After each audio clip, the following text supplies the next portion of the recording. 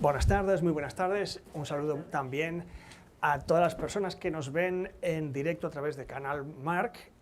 Como saben, la sesión de hoy se desarrollará en inglés, pero para ayuda de las personas que no pueden seguir la sesión, tenemos a título orientativo unos subtítulos que verán aparecer en la parte de arriba de la pantalla y que esperemos que, gracias a la inteligencia artificial, nos permitan seguir a todos la conversación de hoy. Así que cambiamos a inglés y cruzamos los dedos. Good evening and welcome to the Palma branch of the Fundación Juan Marc. We are very pleased to present the third in our series of 4 lectures on the Grand Tour, the formative rite of passage that once brought young aristocrats from the north of Europe to the south. And today we're joined by a guest from the north, Dr. Adriano Aymonino. Good evening. Good evening. And thank you very much for kindly accepting our invitation. Adriano Aymonino is the Director of History and Art History at the University of Buckingham and leads the MA in Art Market, Provenance and Collecting. He studied History of Art at La Sapienza in Rome, earned an MA from the Warburg Institute in London and his PhD from IUAV and Università Ca' Foscari in Venice. He has held fellowships at the Paul Mellon Center in Yale, the Getty Research Institute, and the Huntington Library in New York. And Adriano is a specialist in Enlightenment era visual culture and classical tradition. His latest book is Enlightened Eclecticism, published by Yale University in 2021. He has co-edited the reissue of the new edition of Taste and the Antique, the classic book by Francis Haskell and Nicholas Penny, and has published widely on collecting, art theory, and patronage. He's currently researching the relationship between materiality and the taste of the early 18th century, especially in connection to the Grand Tour, and his forthcoming book is titled Paper Marbles, Pierleone Ghessi's Studio di Molte Pietre, coming up next year. So please, let's give a warm welcome to Adriano Aymonino. Thank you. Thank you, Pablo. Good evening, everybody, and I hope that the translation is accurate, because AI will not only translate from English but also from someone who is Italian speaking in English. So let's see. So Italiano. So I know, but I need to speak in English, otherwise probably some of the guests will not understand anything. So let's see. Let's test AI first and foremost. Tonight I will basically guide you through the aesthetical principles behind the ritual of the Grand Tour. So I have structured my presentation showing you what are the cultural roots of the Grand Tour, and then why we associate the Grand Tour with the English and the British in general in the 18th century, and then I will show you more or less the vast range of objects that actually were produced for the Grand Tour markets and were brought back to Britain by most of the British travelers, or at least those who could afford this type of product. We all associate the Grand Tour with images like this. This is probably the most famous of all paintings related to the Grand Tour and to the Grand Tour ritual and the Grand Tour artistic industry. Many catalogs of exhibitions, many monographs on the Grand Tour have this painting on the cover. A wonderful painting by Giovanni Paolo Pannini, a sort of imaginary capriccio, an imaginary reconstruction of a gallery filled with all paintings about Roman architecture, Roman sculpture, Roman paintings. Is a sort of like canon in one room, which, as you can imagine, is completely imaginary, right? Is a reconstruction of what theoretically a gentleman would like to bring back to his or her home once the Grand Tour travel has finished. But objects like this, where you have, a young, well-dressed gentleman surrounded by the canonical pieces of sculpture and architecture of the Grand Tour, is just the tail end of a phenomenon that actually stretched over 400 years and involved most of the nationalities of Europe. So what I would like to stress today is that actually this is a pan-European phenomenon. It's not necessarily related only to Britain and the English in particular. It's something that actually stretches as far back as at least the 16th century. The ultimate origins of the Grand Tours are the medieval pilgrimage, which united the north of Europe, so the British Islands, the Scandinavian peninsula, Germany, etc., to Italy and the Mediterranean. So these routes that were established at least since the 11th century and then progressed and grew exponentially in the 12th and 13th century, connecting the north of Europe with Italy and Italy with the Holy Land, because Italy was, in a way, the middle step where many people gathered and then traveled again towards Jerusalem, Antioch, Alessandretta, etc., etc. So these routes actually then became more and more established in the 16th, 17th, and 18th century. But most of the routes that actually were used by the Grand Tourist in the golden age of the Grand Tour, the 18th century, were still the medieval routes opened by the pilgrim in the Middle Ages. So the ultimate origins of the Grand Tour are religious, and they are located in the Middle Ages. This is a wonderful map at the beginning of early 18th century map produced in England. By the 16th century, religious motivations, in a way, were completely, not completely, because pilgrims, especially during the Jubilee years, still traveled to Rome, but were mainly replaced by cultural reasons. So the first, in a way, the first incarnation of the Grand Tour as a pan-European phenomenon is in the beginning of the 16th century. At the beginning of the 16th century, when Renaissance culture, in a way, started to spread all over Europe, especially through the printing press. This, as far as I'm aware, is the first testimony of a phenomenon that then will increase exponentially. And I need to turn for once, because I need to read it. It is in the Prosa della Volgar Lingua, a very famous book by Pietro Bembo, who was a very famous scholar, one of the greatest scholars of the High Renaissance in Rome, a friend of Raphael, a friend of Julius II and Leo X, one of the great cardinal scholars and humanists of the Roman Curia at the beginning of the 16th century. And in his Prosa della Volgar Lingua, he says, Roma, I will read it in Italian and then I will translate it into English.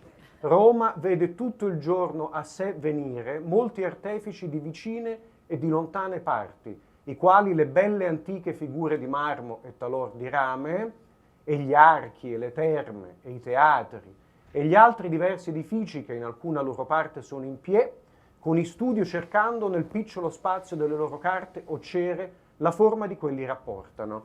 Bembo is saying that every day Rome sees throughout all days and all the days of the week, coming from the north, many artists from close by or far away, which actually are there in Rome to copy the ancient sculptures in marble or in bronze, and the arches, the baths, the theaters, and many other buildings which are still standing in Rome.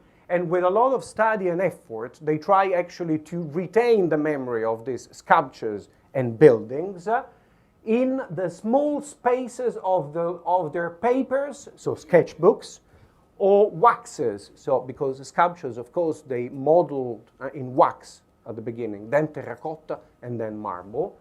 And they try to recreate, of course, the memory and the principles of ancient sculptures and ancient buildings in sketchbooks and in waxes. This is the first mention of a phenomenon that then was already established. We are in 1525, but this is, when Bembo writes this, is roughly 10 years earlier. Already by 1515, the Rome of Raphael, the Rome of Michelangelo, the Rome of the Sixtine Chapel, many artists came to Rome to copy classical architecture and classical sculpture. And this is ultimately the very reason of the phenomenon of the Grand Tour, as I will try to demonstrate throughout this lecture.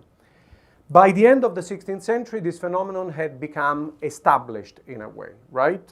Following the different nationalities that came to Rome in the 16th, 17th, and 18th century, is akin to follow the spread of the Renaissance and humanist ideals to different areas of Europe.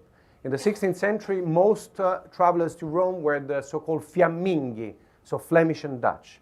The 17th century was mostly a French phenomenon, with Poussin, with Laurent, etc., etc. But the 18th century was certainly the golden age of the Grand Tour and is the century of the British, for reasons that I would like to postpone for a second. So by the end of the 16th century, this phenomenon had become already established. The infrastructure of the Grand Tour, so hotels, postal services, artist studios, academies in Rome, catering for an international number of artists and travelers, had been already established.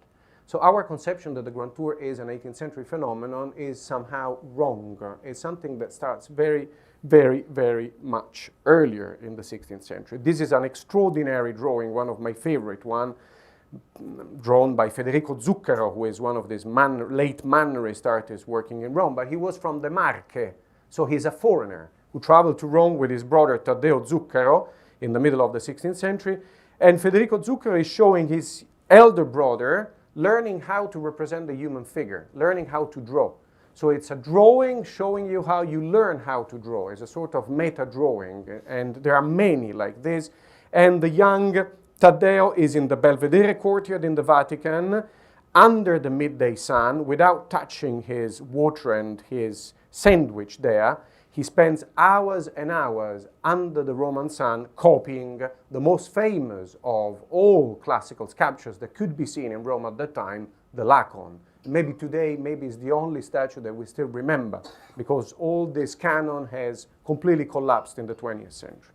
So he's there copying the Laocoonte, and also we see here the Apollo Belvedere, which we will see again in a minute, which of course by the late 16th century was so famous that you could just represent half of it, and people would immediately, mentally, complete the rest of the sculpture. So this wonderful drawing is framed by the very reason that young artists came to Rome. Copy classical sculpture in order to learn how to represent the human figure. Not only the human figure, but the idealized human figure, the classical human figure. And this could be the topic of a different lecture. But remember, this is the essence of why Rome became the very reason of the Grand Tour, and certainly the city that could not be missed in any Grand Tour.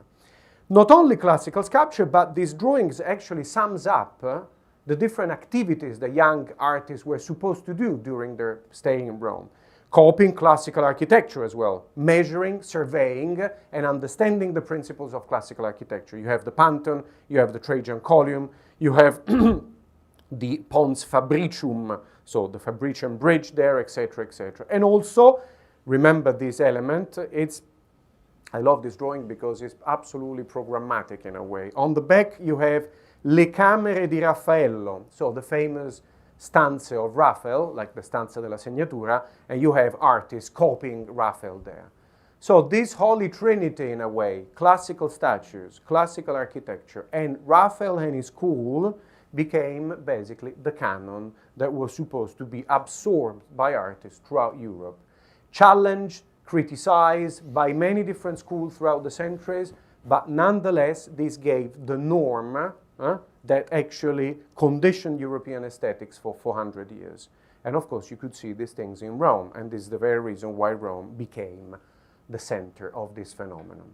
As I said, it's a phenomenon that actually step by step grows throughout the 16th, 17th, and 18th century, and we will focus on the 18th century and the British because, of course, that's the golden age of this phenomenon. But just to show you that already by 1670, this guidebook by Richard Lassell, which was printed in Paris but for a British market, which already gives you the idea of this, cosmopolitan culture of the Grand Tour.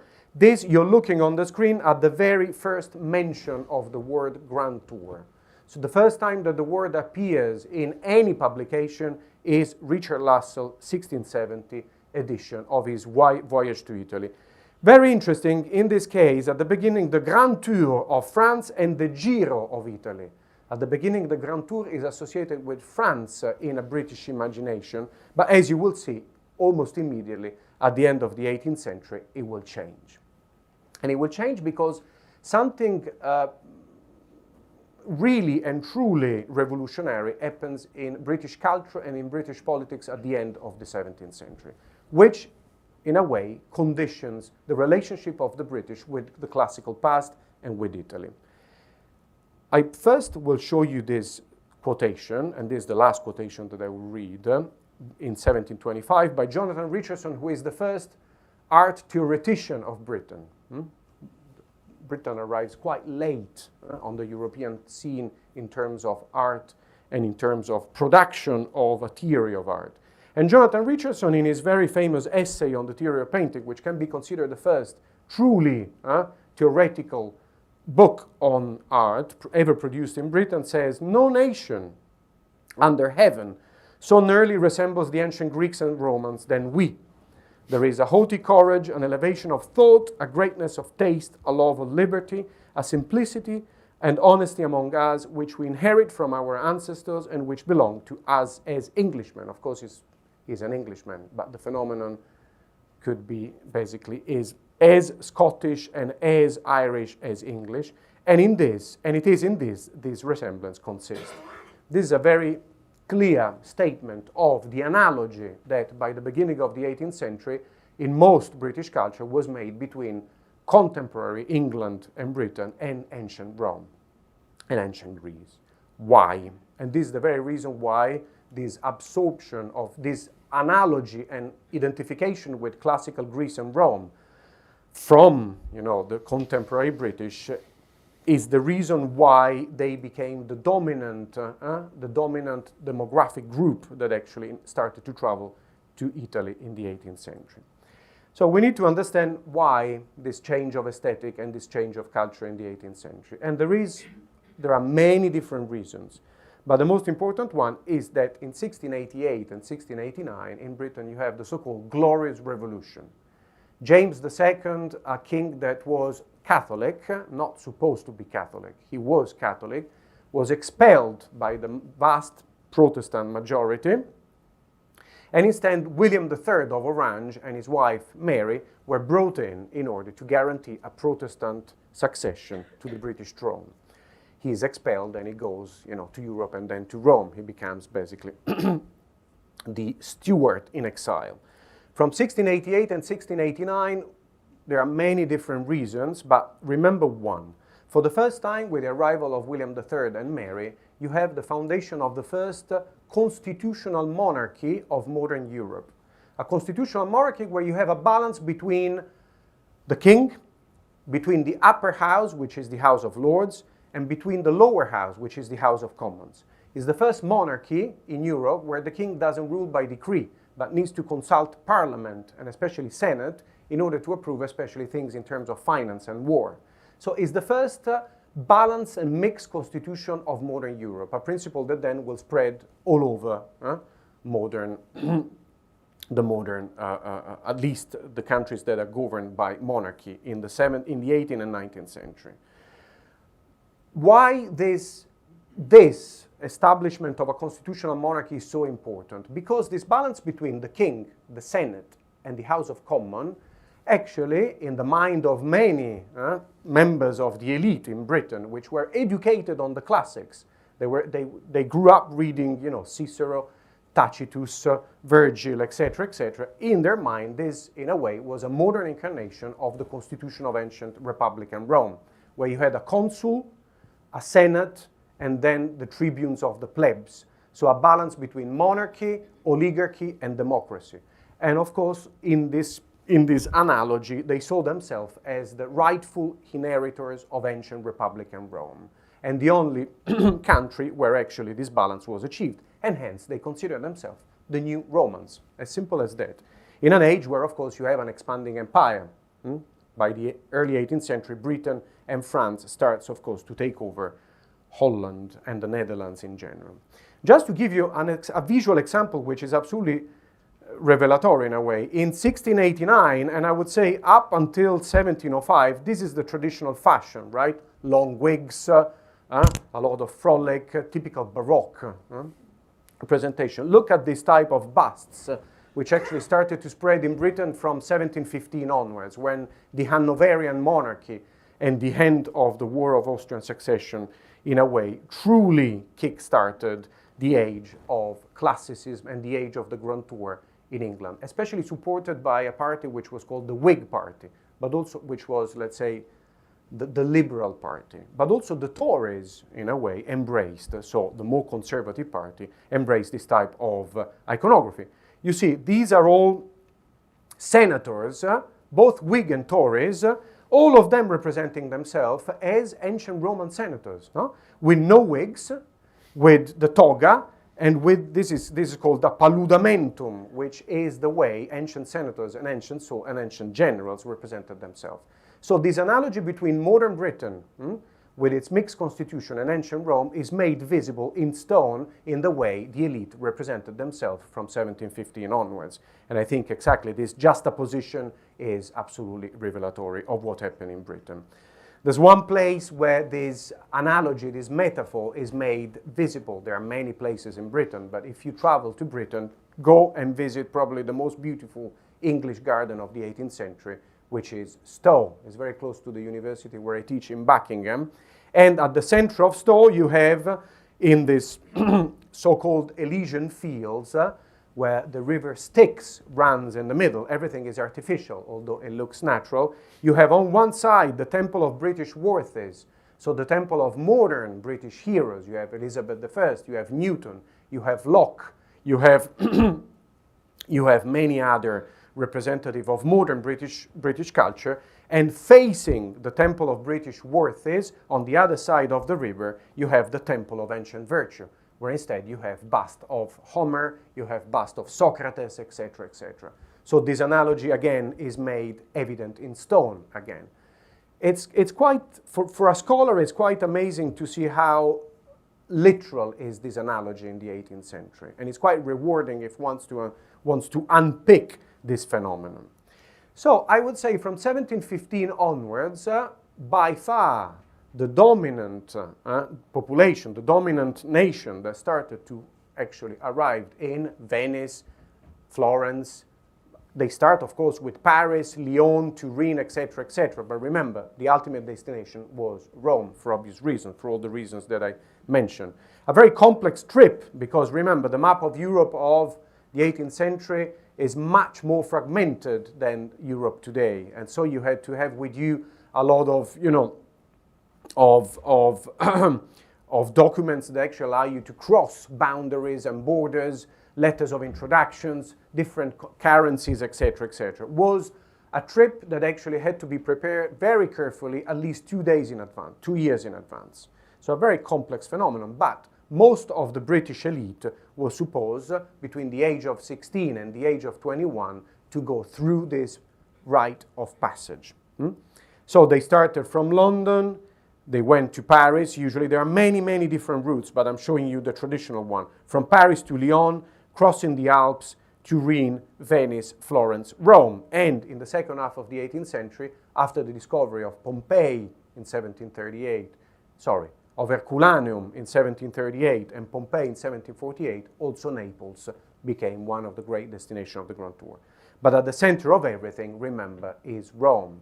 So there are many articles, essays, and books published recently that try, in a way, to rewrite the canonical narrative of the Grand Tour, quite rightly, because the Grand Tour needs new ideas in many ways, and they stress the pan-European character of the Grand Tour. Many people went to Germany, for instance. Many people went to the Netherlands to study politics there, or to study classics in the great University of Utrecht, of Leiden.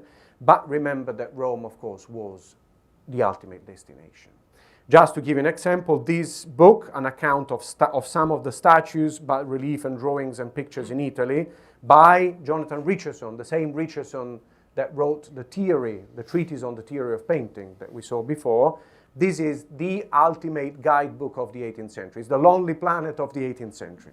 Reprinted many different times. Everybody who went to Italy had, at least if they were British, had a copy of Richardson in their pocket. It's an octavo, so it's a little book that could easily fit in your pocket. Half of the book is devoted to Rome, and that, of course, is indicative of the importance of the capital of classical culture there. When they arrived in Rome, and you're looking at probably the greatest map ever produced in the 18th century, the famous Nolli map of 1748, which is contemporary to John Rock map of London and the Turgot map of Paris. The 1740s and 50s are one of the great ages of map making in early modern Europe. The Nolli map of Rome is enormous, it's gigantic. You're seeing it's much larger than what you see on the screen, actually. And it's a, it's a topographic view of Rome in 1748. Most travelers entered from the north, from the Via Flaminia, Porta del Popolo, and then the Trident would have led them to the monumental center of Rome, the ancient Forum, or to, or to the Spanish Steps, which was the British Quarter. All the British were actually distributed around the Spanish Steps and Via del Babuino. That is called, in 18th century sources, the British Quarter. Rome, in the middle of the 18th century, is the Academy of Europe. There's a whole network and infrastructures of bankers, dealers, restorers, artist studios, academies, prices for young artists. So a whole infrastructure had been created in order to train young artists who came from Scotland, Britain, Copenhagen, etc., etc. Think, for instance, that half of British artists between 1750 and 1768, the year of the foundation of the Royal Academy of Art, half of them traveled to Rome to round off their education in the living presence of the antique and of Renaissance painting and Baroque painting. So it's a city that actually still, if Paris is the capital of modern Europe in terms of art, Rome still is the Academy of Europe in terms of artistic training, with a very sophisticated and complex infrastructural system that was crucial. To go back to the reasons why you came to Rome to study, I will show you two. But remember, because I've already showed you several, before I showed you the Laocoonte and the Apollo at Belvedere, Raphael's rooms, Raphael's stanze, the Trajan column. In the background of Zucchero drawing, you see the Pantheon. So now let's focus on this building here, which is the Pantheon, and one statue that was kept here in the Belvedere courtyard in the Vatican. But the same exercise could be done on many different buildings and many different classical statues. Just to give you an idea, many people came to Rome, especially if they were architects, to survey and understand the compositional logic and the proportions of ancient temples. So they could actually not only understand it through the medium of drawing, which is of course is a critical intellectual act, but also publish publications with the exact proportions of capitals, columns, and tablatures, pediments that then could be replicated in buildings in London, in Manchester, or even in the United States of America. Look at the Pantheon, which of course is one of the few ancient temples that survives almost intact, with a lot of restoration in the 17th and 18th century, but it's almost intact. Palladio, the great, and remember this name, the great architect of Venice and the Venetian hinterland of the late 16th century, who became the hero of the British in the 18th century. Palladio had already published, among many others, elevations, sections, and proportional drawings of the Pantheon and many other buildings in Rome in 1570 in his famous 4 books of architecture. Through Palladio and through the many, many drawings and later subsequent publications on the ancient buildings of Rome, these typologies spread all over Europe and all over the Western world, even to India and the territories of the expanding Commonwealth. Just to give you an idea, this is the plate, the half elevation of the facade of the Pantheon in Palladio, and then you have Villa La Rotonda by Palladio, Chiswick House by the Earl of Burlington in London. Also, this is a pavilion in Chiswick Garden. Stowhead, a great park in England. Le Panthéon in Paris. The Library of the University of Virginia in the United States of America, Charlottesville, built by Thomas Jefferson, and the Jefferson Memorial in Washington. But citations from the Pantheon, every time you see a portico with a pediment attached to a building, that comes from the Pantheon in a way. It's a wrong interpretation that Palladio made of the Pantheon, thinking that actually any ancient great palaces of the Roman patricians in ancient times had a pedimented portico attached to a house, which is wrong, but his interpretation actually had an immense impact on Western architecture. I'm focusing on the Pantheon, but remember that exactly the same exercise could be done on the Colosseum, on the Arch of Constantine, on the Trajan Column, etc., etc., etc. So ancient architecture. So the first reason why they came to Rome, especially architects. Ancient sculpture. This is probably the core of the canonical taste that spread all over Europe. This taste for the antique, and especially taste for a limited number of ancient sculptures, many of which were Roman copies or Roman re-elaborations of lost great Greek sculptures, is really the phenomenon at the center of the Grand Tour. So, in many ways, what you're looking on the screen is just a small selection of roughly 100 classical statues that you could see in Rome, some in Florence, a few in Venice, but mostly in Rome, 90% of them, that actually constituted the canon for almost 500 years. Forget about the Mona Lisa, Van Gogh, Vermeer, Monet, Picasso. These were the works of art that actually everybody with a minimum of education would have known throughout Europe for 500 years.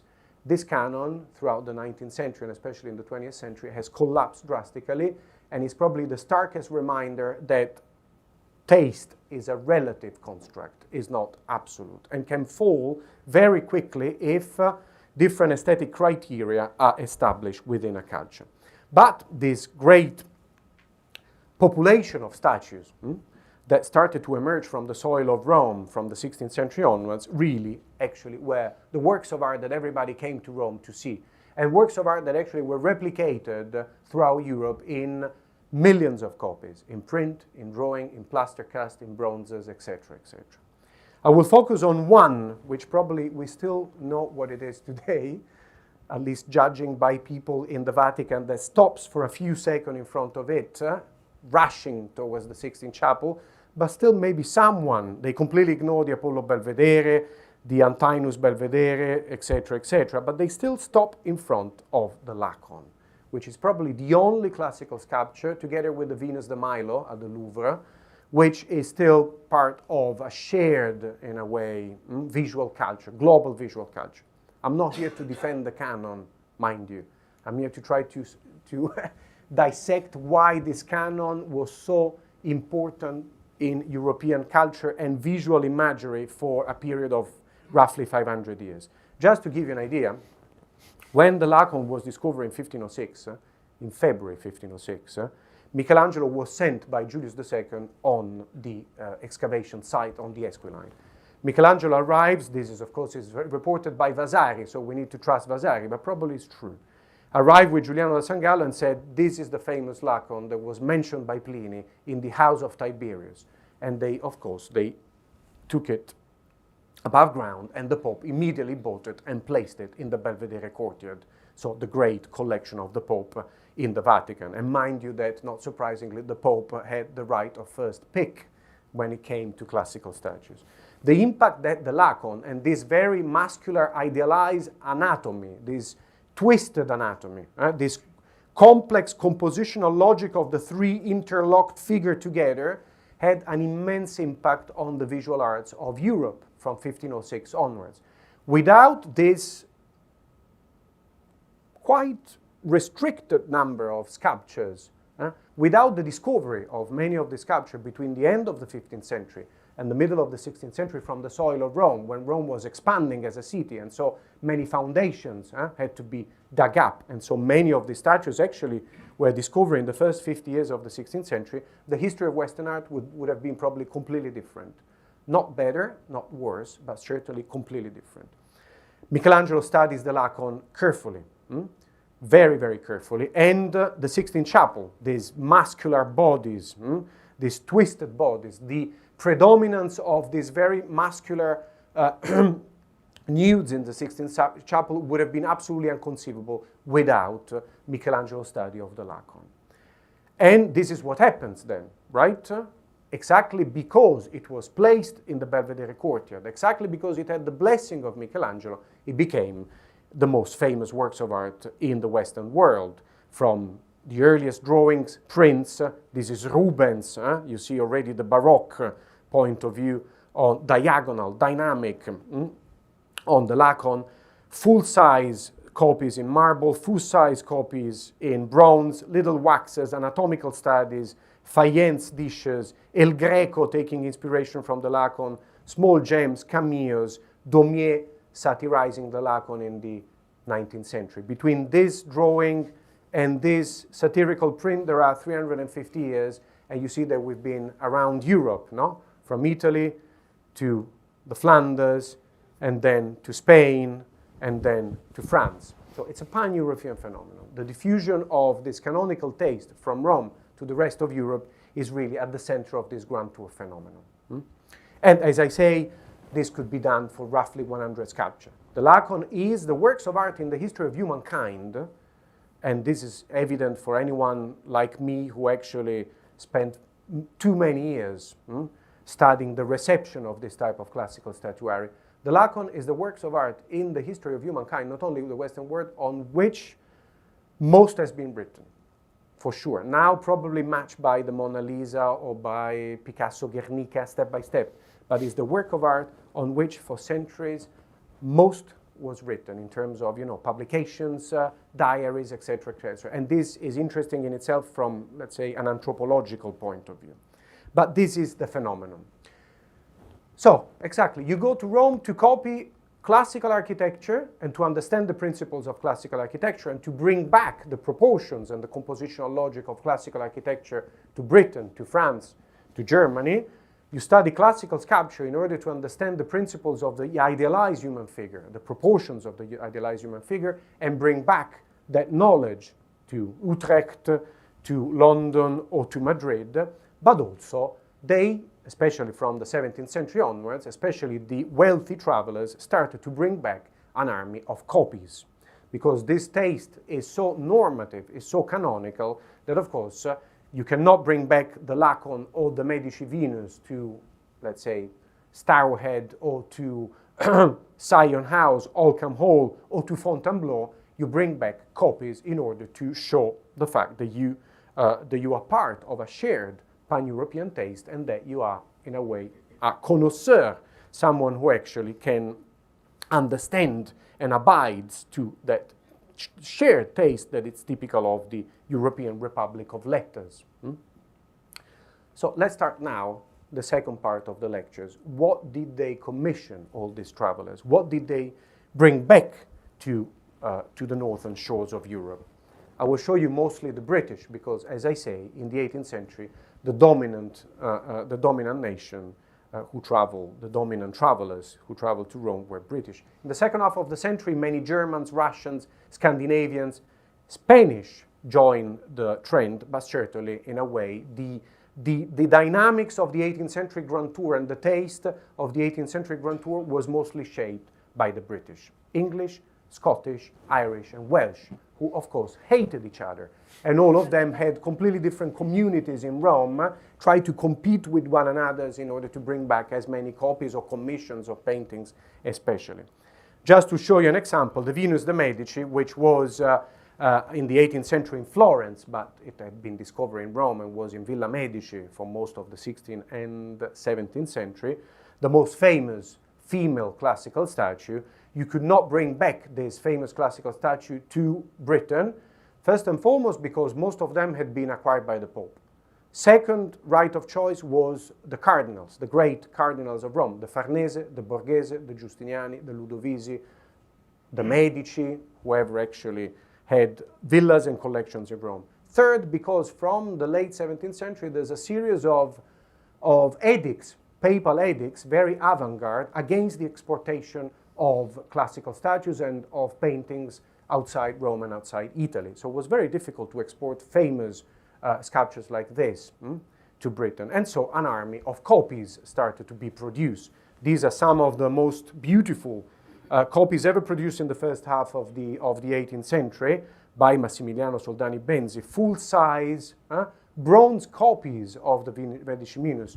Not surprisingly, you see that actually two of them are, one is in the Liechtenstein collection in Vienna now, but two of them are in Blenheim, and the third one today at the Getty came from Wentworth Woodhouse, another British country house. So the Brits are the main patrons and those who really commissioned this army of statues. By placing a full-size bronze copy of the Venus de' Medici inside Blenheim, you see that you show that you have been on a grand tour, that you have the financial capacity and the financial possibility of commissioning something that was excruciatingly expensive to produce in the 18th century. A full-size bronze was incredibly expensive. Then you had to crate it, pay the transport custom duties from Livorno to Gibraltar and then to London, and then shipping, so incredibly expensive.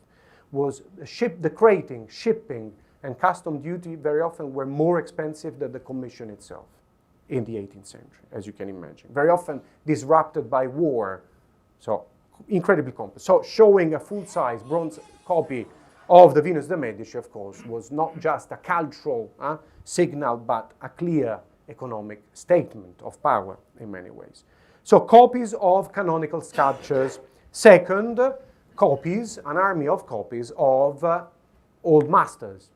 So the famous Stanze di Raffaello, which we saw in that inscription in Taddeo Zucchero drawing, copies of Raphael and his school, or copies of the followers of who was perceived as the followers of Raphael, Annibale Carracci, Guido Reni, Domenichino, Marat, etc., really actually dominate the market of copies throughout Northern Europe. You're seeing here the original one in the Vatican and the most famous life-size copy of the School of Athens by Anton Raphael Mengs, which was commissioned by probably the richest man in England in the 18th century, the first Duke of Northumberland, for Northumberland House. A whole cycle that included also the Aurora by Guido Reni, the Triumph of Bacchus by Annibale Carracci in Palazzo Farnese. So a whole room in the center of London which celebrated Raphael and his school and was open to artists in London to copy. If you could not afford to go to Rome, the Duke of Northumberland brings Raphael and Rome to London for pedagogical purposes.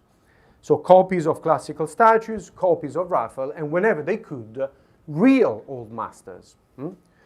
They started to collect an enormous amount of paintings which were brought back to England and to Britain in general.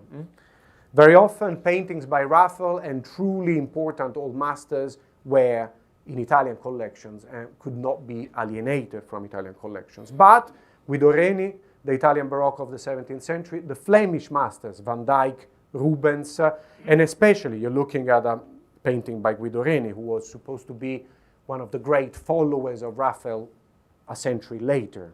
The Bolognese school is altogether, in a way, considered by 18th century art theory as, the followers of Raphael.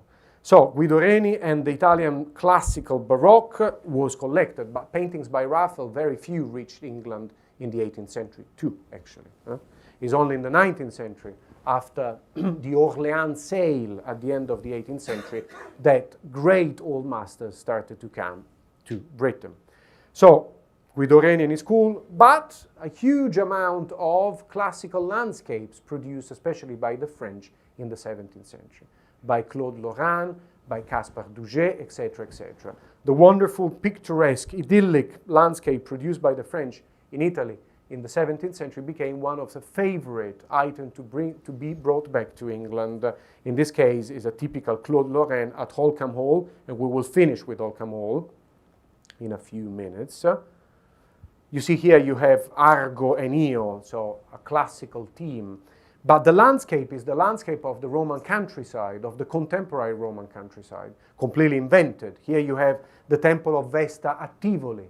There is this picturesque nature of the classical landscape that was invented in a way by Poussin, by Lorrain, by Daguerre in the 1630s, 40s, and 50s, and then collected by the British in the 18th century, which will have an immense impact on, for instance, the British landscape garden, the picturesque garden of the 18th century. That's why it's called picturesque, for many different reasons, but also because it reminds the pictures, the paintings by Lorrain, Daguerre, or Daguerre, depending on how you pronounce it, etc. Remember the Temple of Vesta at Tivoli, because we will see it again and again, was one of these canonical architectures like the Pantheon or the Arch of Constantine. And you will see that actually they recur in many of the artworks that I will show you today. So copies of classical sculpture, copies of Raphael and his schools, real old masters, and landscapes of the 17th and 18th centuries. the crucial thing that we must remember always is that this culture spread all over Europe thanks to print, thanks to antiquarian publication, thanks to art treatises which had illustrations, especially etchings and engravings, thanks to an army of loose prints like Piranesi, probably the greatest engraver, etcher, actually, of the 18th century, a failed architect who actually became the greatest engraver of the 18th century, and he really contributed to shaping the image of Rome even before you travel to Rome. The famous quote by Goethe when he enters Rome from the Porta del Popolo, and he says, "Finally I enter the great capital of the world. Since my childhood I used to remember prints of Rome hanging in the room of my father," and he's talking about prints by Piranesi. So, and he enters, of course, the great capital of the world. If you read, all the Romans and all the Italians like to quote the first day of Goethe in Rome. If you start reading the second day, he says, "For us Northerner, it's very difficult to deal with the local population because they are completely different from us, etc., etc." Goethe trip to Italy is probably the greatest read on the Grand Tour phenomenon by the greatest writer and the greatest intellectual of the German-speaking world of ever, probably, but certainly of the 18th and 19th century. This army, this galaxy of antiquarian publication is really actually what shaped this taste all over Europe, because they're relatively cheap, they're printed in multiple copies, they're easy to transport, you pay relatively few custom duties on this publication, and they fill the libraries of country houses and townhouses and royal libraries and academic libraries all over Europe, from St. Petersburg to Lisbon, from Edinburgh to Palermo. So it's a shared culture that is really at the center of this phenomenon. I'm showing you just two publications. The Antiquité expliquée by Montfaucon, published in 1719, is the encyclopedia of the classical world of the 18th century. And of course, at the center you have the etchings of classical statues in the round that we have already seen. Piranesi's loose prints are sold all over Europe, but also drawings, a lot of drawings. I'm just going through the most important categories of items that were actually produced for the Grand Tour industry and brought back to Britain and to Germany and other countries. Mind you that this is the first time in early European art where art market demands, so the demands of the Grand Tour patron and collector, are so important that they have such a defining impact on the production of art itself, in a way. So there's a real Grand Tour industry that goes from, copies to engravings to drawings. There's a circle of great collectors, Richard Topham, the Earl of Leicester, the Earl of Burlington, between the 1710 and the 1720s, who actually start to commission to draftsmen in Rome an enormous amount of beautiful, look at the beauty of these drawings, this is really what I'm working on at the moment, these beautiful drawings on ancient ceilings, ancient wall paintings, ancient reliefs, etc., etc., mostly focusing on anything that had not been published in print, and especially in color, right? So that they could really bring back Rome in paper. These were real paper museums that were brought back to their townhouses and country houses and arranged topographically. So they create real atlases of ancient and modern Rome, arranged by area in Rome, i quartieri of Rome, either ancient or modern Rome. The real atlases that actually were open to members of the Royal Society, of the Society of Antiquaries, so the members of the Republic of Letters, to study Rome in Britain, paper museums. And of course, we reach now what everybody knows. I wanted to focus on categories of souvenir that actually are not so well known, because they are probably the most important ones, but equally important, of course. You have vedute, landscapes of the places you had visited in Italy. I forgot a very important detail. Remember this is a beautiful drawing by Battoni in red chalk, by Pompeo Battoni, probably the greatest draftsman of classical antiquity in the 18th century, of a very famous relief that was then in the collection of the great Cardinal Albani and today in the Capitoline Museum. It's a relief of Endymion on Mount Latmos, and you will see that, we will see it again pretty soon. Views of Venice, views of Florence, views of Rome, the most famous of all Venetian vedute painter, and an artist who actually produced most of his artistic output for international travelers is Canaletto, Antonio Canal, called Canaletto. What is the meaning of this type of vedute? The vedute, of course, are souvenirs. You bring them back to England, to Scotland, and what they used to do is to have rooms, very often dining rooms, covered with views of Venice and Rome, for instance, very often facing each other. So that, of course, when you invite guests, not only you are showing that you've been on a grand tour, but you can also, of course, souvenir, remember your experience in Venice, and very often your guests were equally members of the British elite, and they had been on a grand tour, which was an absolute obligatory rite of passage at this moment. So Canaletto in Venice, but also less famous, but equally important, Giovanni Paolo Pannini in Rome, the great vedute painter of Rome who catered for the English.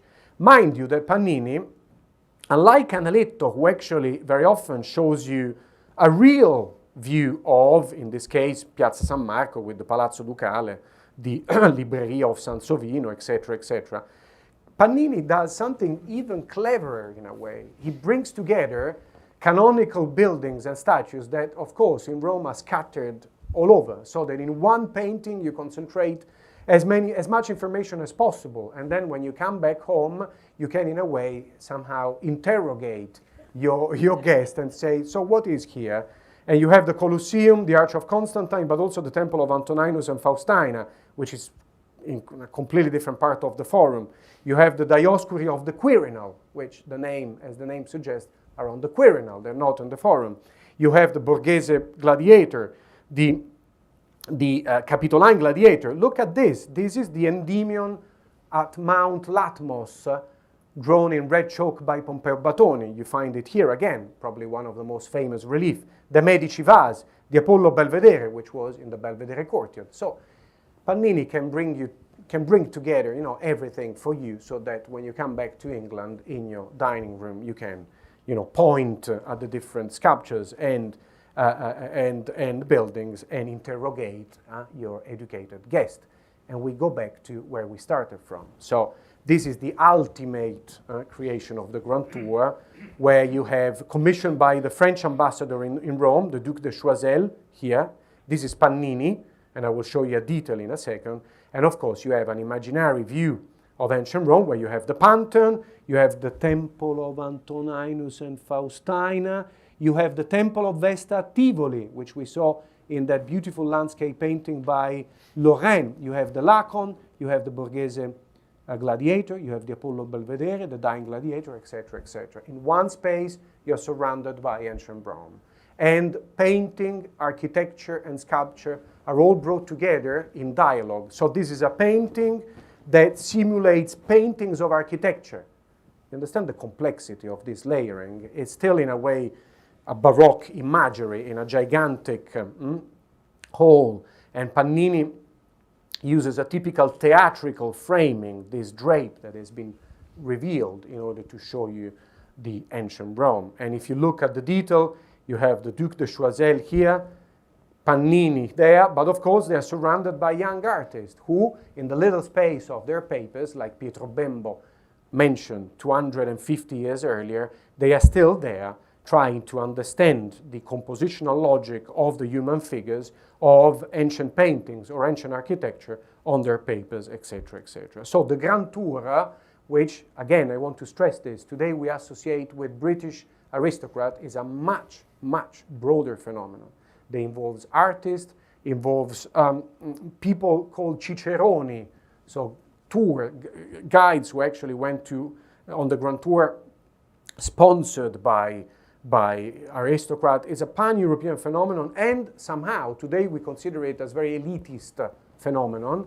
But if we actually put ourselves in the shoes of the 18th century, for 18th century standard, is a very democratic phenomenon, especially compared to the 16th and 17th century, where very few people could travel, especially in the 17th century, which is a century ridden by war and plague.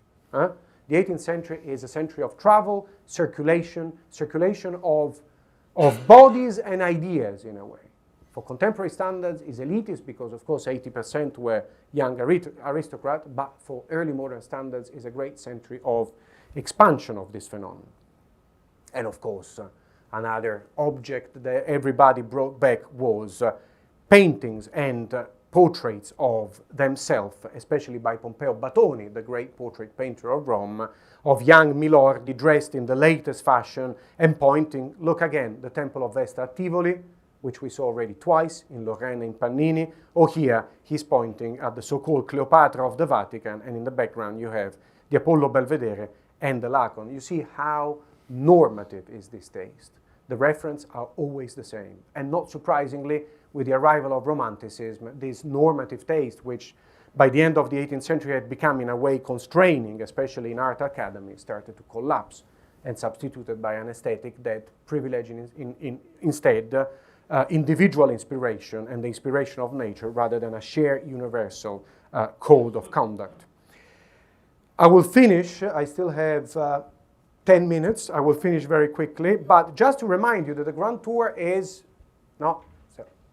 we are discussing here lofty ideals and a rite of passage that involves culture and education, but most of these travelers were 16, 17, 18, they came to Italy to get drunk and have the first life experience, let's put it that way for want of a better term. This is a wonderful image by Pier Leone Ghezzi, the greatest caricaturist of the 18th century, showing Dr. James Hay, who was one of these ciceroni, this tutor, with his young protege. These ciceroni were called in Italy bear leaders because they were just, like those who actually trained young bears to entertain the public on roadsides throughout Europe, just to give you an idea that most of these young, poor travelers couldn't care less about antiquity, or at least they pretended to. But of course, for the first time, they could experience the world abroad without their parents. Another image that I love absolutely, this image by David Allen, and it's the arrival of a young traveler and his suite during the carnival in Piazza di Spagna in Rome. You see here you have Il Café degli Inglesi, and here you have the Ville de Londres, just to remind you that the Spanish Steps is the British Quarter. And the poor young milord is surrounded by all sort of, forgers selling fake Madonnas by Raphael, pornographic images, and his retinue has been kidnapped by dancers, music makers, while a couple of British aristocrats is throwing coins to the population of Rome. This gives you an idea of, how, in a way, complex and messy was the experience in itself. But tonight we are here to discuss art. But the logistics and the experience of the Grand Tour is a fascinating chapter in itself, in a way, at least as a rite of passage. So to conclude in 10 minutes, what did they do when they, especially those who actually were real connoisseurs and real collector and patrons, went back home to Britain? What did they do with everything they had learned? The books they had collected, the copies they had commissioned, the paintings that they had managed to buy. I will show you what they did in two places. One is Chiswick House, which is a suburban villa outside London, and the final one, and I will conclude with that, is Holkham Hall, probably the greatest country house, the greatest palace of art, which was established by the Earl of Leicester, one of the great connoisseurs, as a temple of the arts after his Grand Tour in the 1710. Chiswick House was built by the Earl of Burlington and his protege, William Kent. These two, together with a third one, which is Colin Campbell, are the tastemakers of the 1710, 20s, 30s, and 40s. The Earl of Burlington is, through his writings, through his commission, etc., he went to Italy several times, he's a great connoisseur, he's an architect, he's a trained architect, and William Kent was originally a painter, but then an architect. They shaped the so-called neo-Palladian phase of British neoclassicism of the 18th century. And is the great classical phase of grand tour aesthetic in Britain. So remember, the Earl of Burlington and William Kent. And together they built Chiswick House, which is a sort of dual miniature building outside London, used as a sort of pavilion for the discussion of art, politics, and culture. It's not a place where you live. There was a huge house attached, which was demolished later on. But you see, Chiswick House is a clear homage to Palladio and Villa Rotonda. So they're already citing Palladio in the exterior with this replication of the pedimented portico. In the centrality of the building, because it's a central plan symmetrically arranged along a central axis, which is exactly what happened in the Rotonda of Palladio. But you will see this principle of citation of canonical models is incarnated perfectly at Chiswick House. So pretend now we are entering Chiswick House, and pretend that you are there in the so-called sculpture gallery, and you're looking at these apses. And I'll show you how they mixed antiquity, Renaissance, and British precedents, right? So the holy trinity of classical architecture and Vitruvius, Renaissance architecture and Palladio, and early classical architecture made by a great architect called Inigo Jones. Look at the structure of this room, which is absolutely programmatic in its citation of classical and Renaissance sources. If you focus on these apse, this is called an apsidal conch, and you focus on the pattern of the coffering, this lozenge pattern, is a literal citation of the Temple of Venus in Rome. Sorry, I left the Italian caption, but this is the Temple of Venus in Rome, which had been already engraved by Palladio and by many other architects from the 16th century onwards. So anyone who had been on a grand tour and had received even a superficial training in architecture, and mind you that most male, even some female aristocrat and members of the elite in Europe in the 18th century were trained in architecture, is the great age of the amateur architect, everybody would have recognized a citation to classical Rome and the Temple of Venus in Rome. If you focus on this window here, this is not classical. It was invented in the 16th century by a guy, it was already used by Bramante, but then popularized by a guy called Sebastiano Serlio, who is one of the greatest architects of the last part of the 16th century, and then popularized through his publication throughout Europe. The Serliana, which of course imitates a triumphal arch, you're looking at this window here, comes from a Renaissance prototype. So here, Lord Burlington and William Kent are instead citing Serlio, Palladio, and the Italian Renaissance. Before they were citing ancient Rome, now the Italian Renaissance. If you look at the paneling and the coffering of the ceiling, is instead a clear reference to the only architect that before the Earl of Burlington and William Kent had already tried to import the classical principle of architecture 100 years before, in the great age of Charles I, of Van Dyck, of Rubens, the great court of Charles I in London, and is Inigo Jones. This is the ceiling of the banqueting house, published by William Kent in the same years when he was building Chiswick House, and you see that the coffering is absolutely derived from. In the same room, you have ancient Rome, you have Renaissance Italy, and you have the previous attempt at bringing the classical principles in Italy, in England. So the Holy Trinity of this normative taste, of this rule of taste. Look at the sculptures. Who are we? Here we are, the Venus de' Medici and the Medici Mercury. Copies, of course. These are plaster casts, these are copies, 20th century copies now, but they were actually placed there by William Kent. Copies of the Mercury, of the Medici Mercury and the Venus de' Medici, which of course were in Florence, but by quoting them, you also refer to, of course, the most famous works of art in the Western world. So in one room you have everything. And of course, the medium through which they picked which sculptures could fit the niche in the sculpture gallery at Chiswick is again a great antiquarian publication, the Raccolta di Statue Antiche e Moderne, so the collection of ancient and modern statues, which is a book that is in any library of Europe of the 18th century, is the standard book published in 1704 on classical statues that everybody would have literally flicked through the pages to select which one they wanted to be copied in their houses. I have 2 slides and I finish.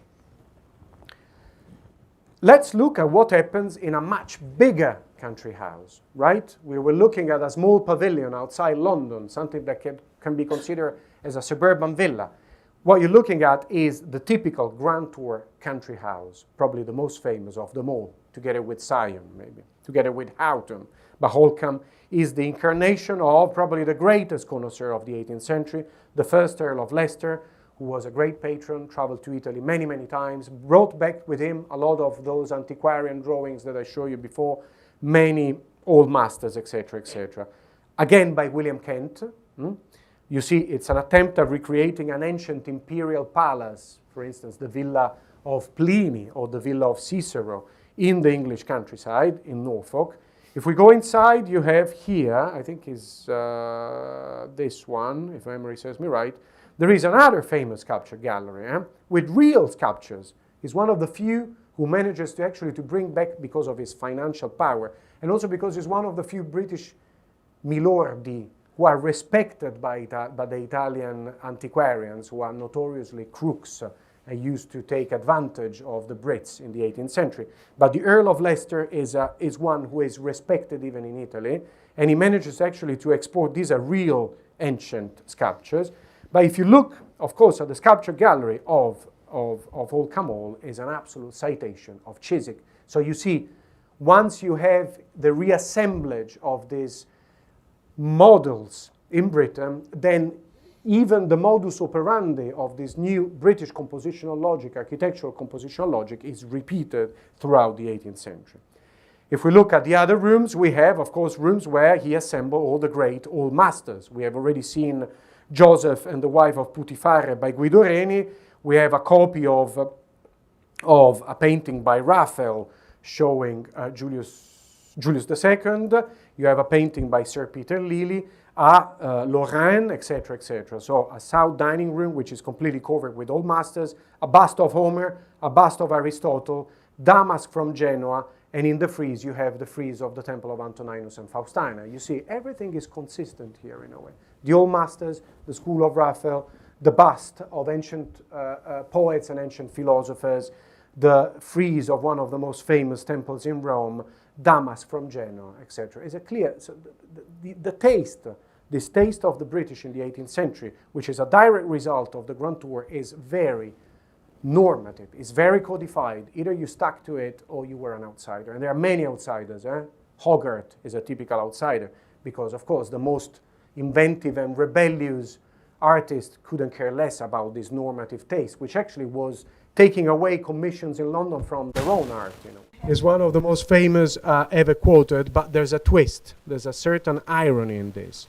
This is in James Boswell, who is one of the great biographers of the 18th century, a great, in a way, journalist, let's put it that way. It's an anachronist definition of the 18th century. In his famous life of Samuel Johnson. Johnson is one of the most famous intellectuals of the 18th century, the compiler of the first British dictionary. And famously, Johnson says in this citation, a man, and he never went to Italy. Johnson never went to Italy. Says, a man who has not been in Italy is always conscious of an inferiority from his not having seen what is expected a man should see. The grand object of traveling is to see the shores of the Mediterranean. On those shores were the 4 great empires of the world, the Assyrians, the Persians, the Grecians, and the Romans. All our religion, and he's talking about contemporary Britain, all our religion, almost all our law, almost all our art, almost all that sets us above the savages has come to us from the shores of the Mediterranean. This is a citation that, of course, gives you an idea of the dominant role of the Grand Tour as a social and cultural ritual in the culture of Britain and Europe in the 18th century. But mind you, there's also an element of irony. He never went to Italy, and somehow, we are in 1776, he's criticizing this normative and constraining role that the Grand Tour had in British culture. He never went, actually. So you always have to, in a way, approach these primary sources with a critical point of view. So just to conclude, remember that actually, yes, the golden age of the Grand Tour is the 18th century. Yes, most of the Grand Tour art was produced in the 18th century, especially for a British public, for all the reasons, political and cultural, that we outlined before. But the roots of the Grand Tours are in the 16th century, if not in the medieval pilgrimage. And before the British, there were the Dutch, the Flemish, the French, etc., etc. The British, paradoxically, arrived quite late on the scene, but then, of course, bring the Grand Tour to a different level and making it a truly pan-European phenomenon. Thank you very much.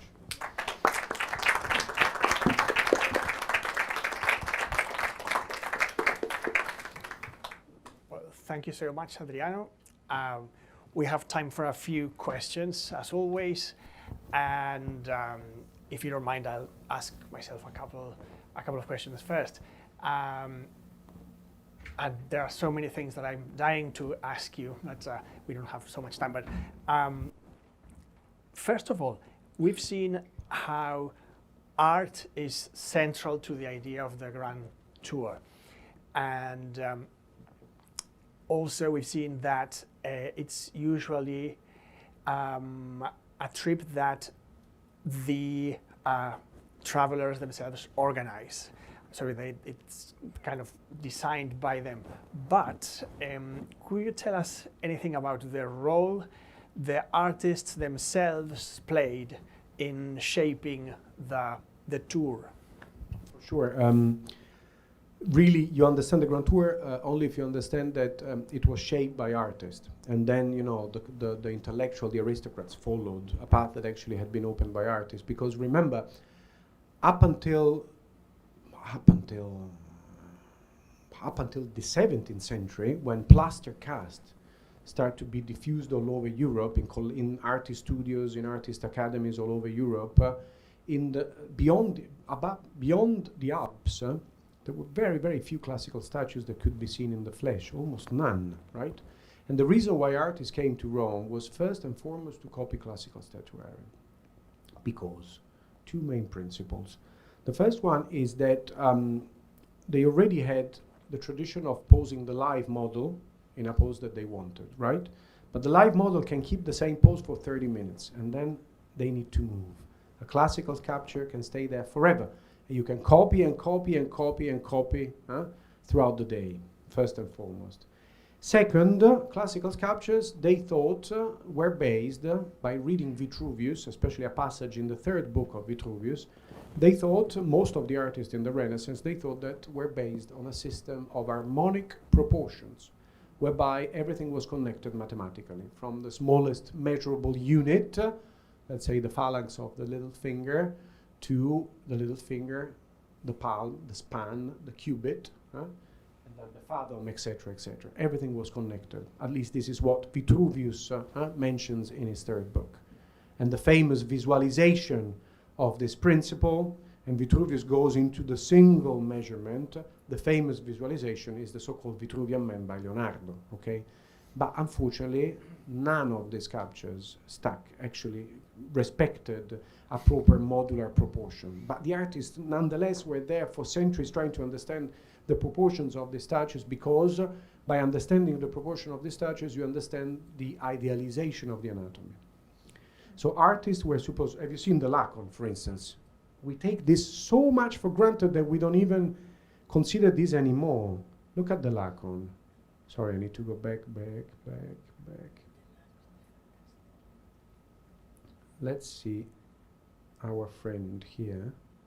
Where is it? Gosh, it was right at the beginning. Where is it? Oh. I skipped. It's gone. I skipped it. Here, must be here. Okay. So you're looking at a statue of an old priest.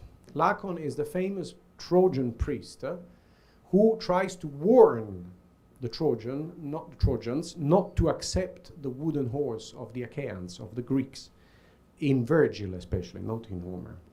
But of course, no one listens to him. The wooden horse is taken within the walls of Troy. Apollo, who is of course protecting the Greeks, actually punishes Laocoon on the seashore of Troy, killing him and his two sons with gigantic snakes because he had, in a way, dared to challenge the will of the gods. He's an old man in his 60s. He's a priest, but look at his anatomy. He's a bodybuilder, isn't he? His chest is the chest of someone in his 20s, right? This is a typical Hellenistic sculpture, probably from Pergamon or most likely from Rhodes. The archaeologists are still trying to understand whether it's an original Hellenistic sculpture or is a Roman re-elaboration of an Hellenistic sculpture. There are two factions. There are many factions on the Laocoon still today. There's a German school and there's an Italian school on the Laocoon. I'm not going into details, but nonetheless, still you're looking, even in the Hellenistic period, not in the classical period of the 5th century before Christ, this idealization of the human body, which is one of the essential principles of Greek aesthetics, right? So the artists were trying and were, in a way, encouraged to learn this type of anatomy, which was anatomy that had already been idealized, not the anatomy of a real human body with all its imperfections, etc., etc. Because most of the live models where they tried, the artists in their studio tried to find usually people working in harbors, because of course, or boxers. These are the favorite, models. But even the boxers and people working manually could not reach this level of idealizations of expression of pathos, of composition, of anatomy, etc., etc. So this is the reason why artists tried to copy over and over and over classical statue and absorb the principles of classical statues in their papers. This is the central, one of the central axes of European aesthetics and of the Grand Tour. Artists went to Rome from the 15th century onwards. Brunelleschi and Masaccio famously went together to Rome at the beginning of the 15th century, but step by step, they structure a phenomenon. No? Bembo in 1725 already tells us that every day foreign artists arrive in Rome. Probably in the 16th century, they arrived being paid by patrons or saving money. From the 17th century onwards, you have, for instance, the Académie Royale de Peinture et Sculpture, so the French Academy of Painting and Sculpture in Paris, which established, especially from 1666, the famous Prix de Rome, so the Roman prize. So the best artists in the academy in Paris were given money to travel to Rome, and they were lodged in the French Academy in Rome for 4 years, and it's a phenomenon that goes on still today in the Villa Medici in Rome, as well as many other academies. So step by step, before you have travelers and artists paying their own travels. Then they are sponsored by patrons. And then in the 17th and 18th century, there's an institutional network, an institutional framework that actually allows for artists who notoriously are poor to go to Rome and travel to Rome. Not surprisingly, from the 19th century onwards, the phenomenon carries on in the 19th century. The Grand Tour carries on in the 19th century. We think that it finishes with the Napoleonic Wars, but you have an equal number of artists coming to Rome in the 19th century, but the 19th century, after a new aesthetic, the aesthetic of Romanticism, and then Realism, and then the avant-garde, the aesthetic of the avant-garde in the 19th century finds inspiration from completely different criteria. So step by step, the normative role of sculpture and the normative role that Rome had on European art starts to fade away. But until 1968, in most European academies, the poor young artists were forced to copy plaster cast.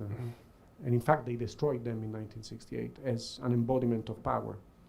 In Munich, they threw them famously out of the windows of the first floor, creating a heap of plaster cast, because by 1968 had become a very obsolete, antiquated, and constraining curriculum. But the artists are crucial. Thanks. Do we have any questions from the public? Here, there's one. If you wouldn't mind using the microphone, please.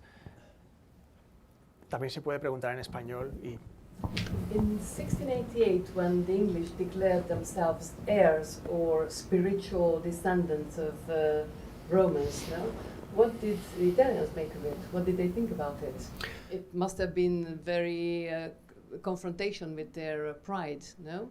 Not necessarily, because it's a phenomenon that actually goes as far back as the Middle Ages. So it's a phenomenon that travels through the Middle Ages in a way. The authority of Rome, not the physical city of Rome, which of course already by the 10th century was in ruin, at least from Justinian in the Byzantine Empire, and then with Charlemagne, the first Holy Roman Emperor, the authority trying to bring back to the north of Europe the authority of ancient Rome, the political authority, and the cultural authority of ancient Rome is something that it's as old as the early Middle Ages. It's codified by the Carolingian court in Aachen in the 9th century. And there's a phenomenon that is called translatio imperi and translatio studi that runs throughout the Middle Ages. Translatio imperi, so the transfer of imperial political authority. Translatio studi, the transfer of studio, so of culture. So anyone who claimed a supranational authority in the Middle Ages, especially from the 10th century onwards, from the 9th century onwards, refers back to Rome. So the Holy Roman Emperors all refer back to Rome. And also in this nation, Charles V, for instance, or Philip II. Or in the 17th century, Louis XIV and Colbert. So the great Sun King tried to bring as many copies of classical sculpture to Versailles. His prime minister adopted a proper culture of translatio imperi to Paris. Paris becomes the new Rome, to the point that in the 18th century, of course, they are less present in Rome. So it's a phenomenon that you see has gone, and it's not linked to a Roman or an Italian identity anymore in the 18th century in a way. It's true that there's a constant tension between the Italians and the British in the 18th century. Constant tension in terms of culture. The Brits, many of them, most of them, not all of them, go to Rome and they look at Rome through the classical sources that they read during their educational year. Virgil, Cicero, Quintilian, Tacitus, Suetonius, etc., etc. So they look at Rome, they look at ancient Rome, and they despise Catholic modern Rome, as you can imagine, because of course they're Protestant first and foremost. And second, because they see that Rome in the 18th century has an economic decline, a sharp economic decline. And of course they see that it's a city in the grip of the Roman Curia, in the grip of the church, with very little financial and economic investment, which is true to a certain degree because there's a big industry. But yes, this tension is there, but it's not about, claiming the legacy of the empire in a way.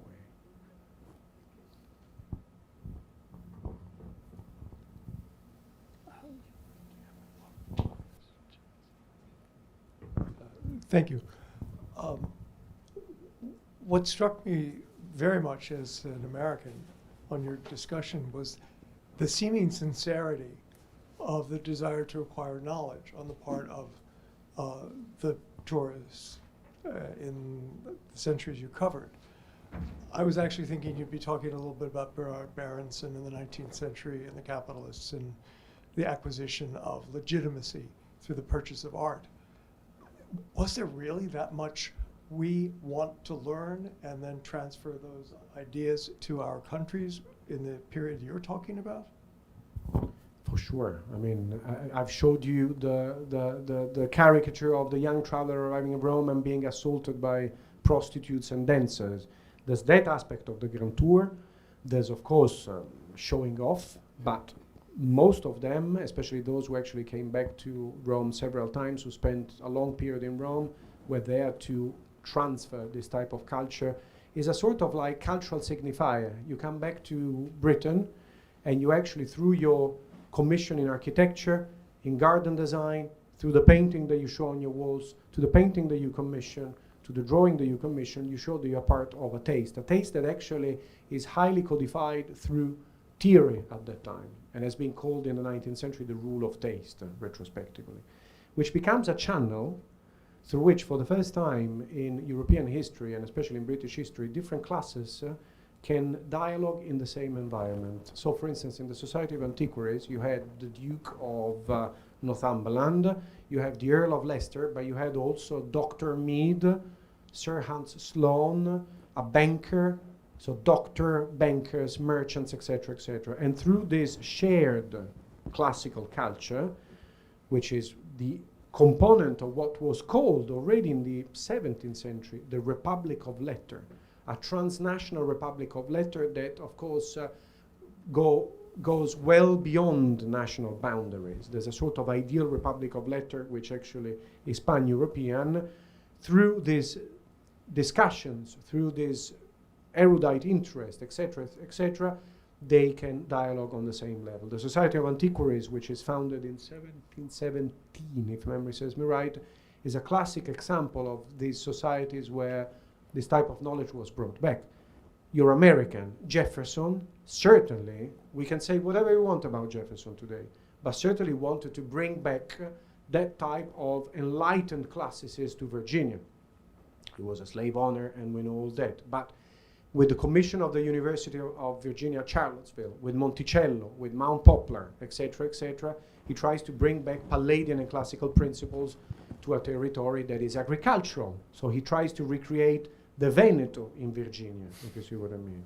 So it's a matter of exactly the classical principle and the legacy of Rome used to legitimize early modern European identity and even American identity. Rome is not a city. Rome is a concept. And has been one of the most powerful concepts in European politics and imagery for 2,000 years, and goes well beyond the physical Rome. Thank you. You're welcome. Are there any other questions from the public? It's not really a question.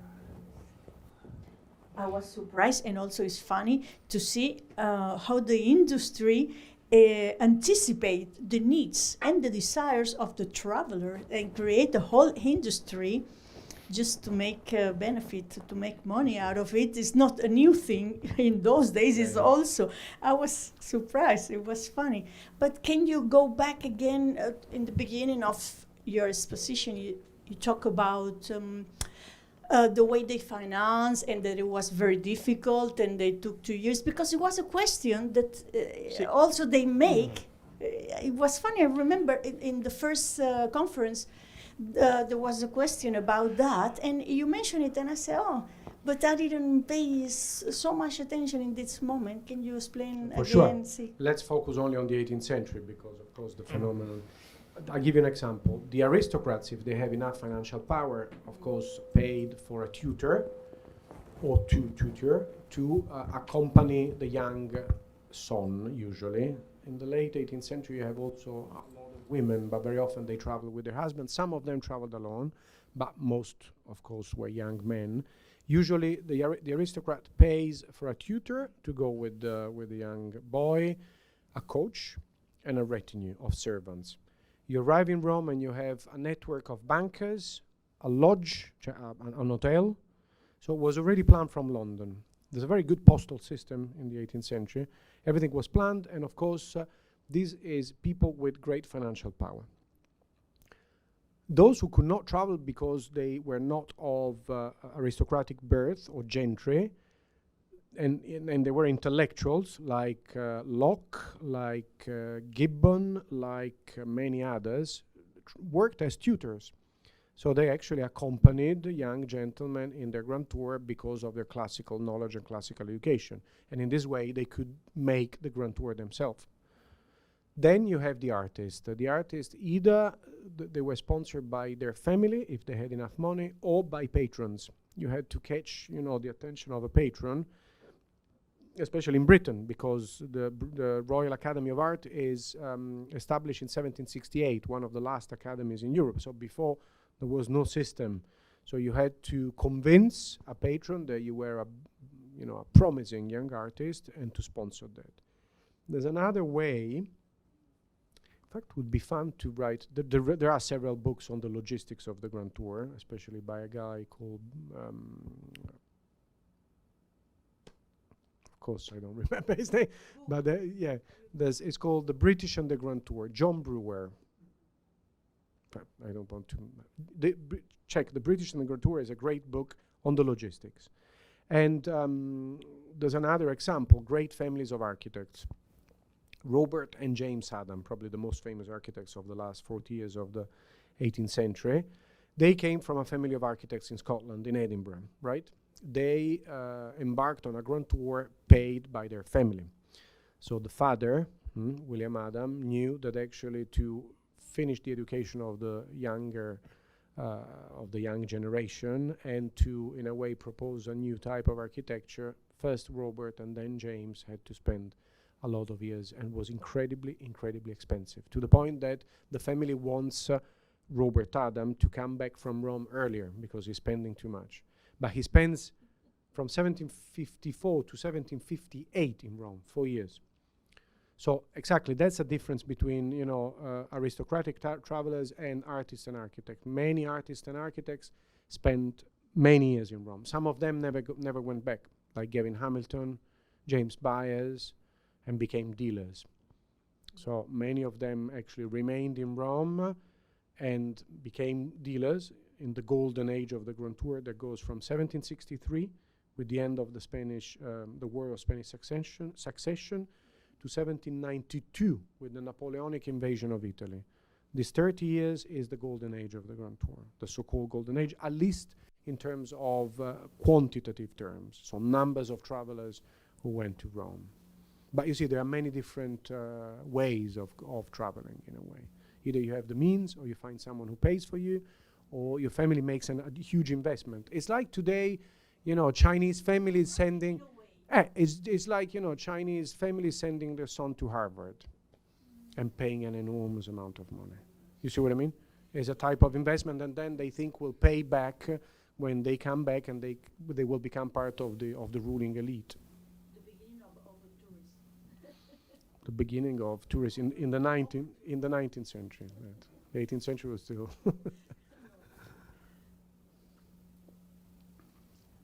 Well, Adriano, thank you so much again for a fantastic tour of 18th century culture and art. It's been a real pleasure to have you here. I hope you enjoyed, and also hope you will have a couple of fruitful visits tomorrow here in Palma.